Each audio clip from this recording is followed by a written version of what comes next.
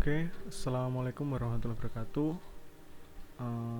Nama saya Arum Tri Pamungkas, NIM 2018-010 dari kelas B, Prodi Teknik Informatika S1, Institut Teknologi Nasional Malang. Jadi pada kali ini saya akan menjelaskan relasi antar tabel ya, database dari sistem informasi donor darah. Oke, dari yang pertama adalah proses bisnis. Ada 5 proses, yaitu manajemen data relawan, donor, kemudian darah, ada histori data dan petugas. Kemudian ada data-datanya, ada field, bukan field ya, tabel ya. Oke, ada 5, yaitu yang sesuai dengan proses tadi. Yang pertama itu ada relawan, di mana relawan pasti mempunyai ID user karena ini berbasis web ya. Ada user, di mana user adalah primary key. Selanjutnya ada ID darah, foreign key. Kemudian ada nama dari relawan, password karena berbasis web jadi ada user, ada password. Kemudian ada nomor identitas seperti KTP atau yang lainnya. Kemudian ada nomor telepon, tempat tanggal lahir, golongan darah, alamat rumah, kecamatan, kabupaten, dan provinsi. Oke, kemudian ada donor. Pada donor ada tabelnya, yaitu ID donor sebagai primary key. Kemudian ada ID user, foreign key diambil dari relawan tadi. Kemudian ada ID petugas, foreign key-nya ini petugas di sini. Oke, kemudian ada tanggal donor, lokasinya di mana, donor terakhirnya itu kapan, dan alasan kenapa donor. Selanjutnya ada darah, di mana pada darah ini hanya menampilkan golongan dan stoknya aja.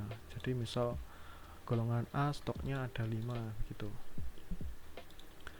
Kemudian ada histori darah, di mana primary key-nya adalah ID history, foreign key-nya ini semuanya ya, semua dari keempat tabel, yaitu relawan, donor, darah, dan petugas ini dimasukkan ke sini karena histori darah itu bisa melihat relawannya itu siapa, petugasnya itu siapa, ID donor di sini. Nah, itu nanti berguna untuk stok. Jadi kalau ada histori pasti keluar, jadi stoknya itu berkurang. Selanjutnya ada tanggal masuk, tanggal keluar, jumlah. Dan yang terakhir ada petugas, di mana ada ID petugas sebagai primary key, nama, alamat, dan tempat bertugasnya. Karena tadi di donor ada lokasi, maka ada petugasnya. Nah, tempat bertugas. Selanjutnya untuk pelaku sistem, relawan adalah mengelola data relawan, donor mengelola data relawan dan data petugas. Di darah melihat data darah, golongan, dan stoknya. Kemudian di histori darah mengelola data histori darah, di mana di sini itu mengelola ID user, ID donor, ID darah, dan ID petugasnya. Mengambil primary key dari masing-masing tabel. Kemudian ada petugas, mengelola data petugas.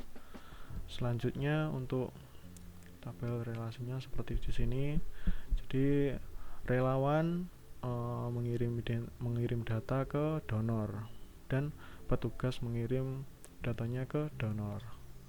Oke, dimana ini ada ID donor, ID user diambil dari relawan, ID petugas diambil dari petugas, tanggal donor, lokasi, donor terakhirnya kapan, dan alasannya. Jika sudah, maka akan dikirim ke history, dimana jika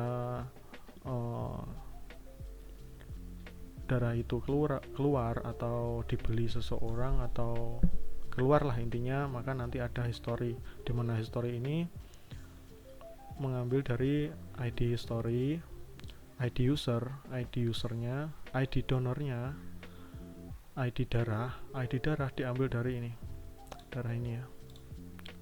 Dimana darah ini hanya menampilkan tadi udah dijelaskan di sini, di pelaku sistem ini darah hanya melihat data darahnya.